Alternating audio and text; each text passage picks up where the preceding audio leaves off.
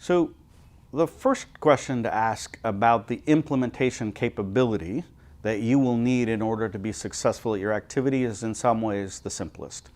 It is this activity transaction intensive?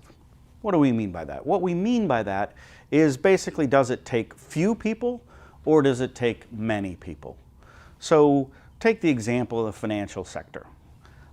In order for the Federal Reserve of the United States to make monetary policy that affects the course of this $15 trillion US economy, a group of no more than 20 people meets in a room, makes decisions, and once those decisions are taken, their policy decisions are more or less self-implementing. This is the extreme of not transaction intensive. You can put a few people in a room, they can come to a decision, and there's very little, it's self-implementing what they decide. That's what we call policy, or that's one component of transaction intensive. At the opposite extreme is an activity like giving out loans to people. That actually requires lots of people in lots of places having interactions with lots of customers, and each individual loan is a transaction, and hence it tends many, many people.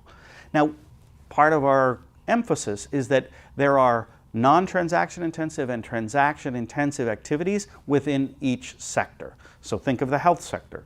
There are some things like iodization of salt that a few people can take the decision to do it. It really only involves iodizing salt in the few places that commercially manufacture salt, and it's done. On the opposite extreme is vaccinations, in which in order to vaccinate millions and millions of children, you need at a point in time some provider of the vaccination to come into direct physical contact with the recipient of the vaccination, which means the activity is transaction intensive.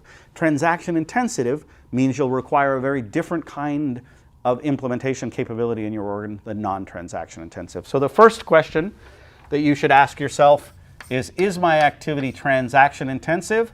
And it's basically, ask yourself, does it take lots of people? That's the first thing. Let's stop, write that down about your activity, and then we can move on.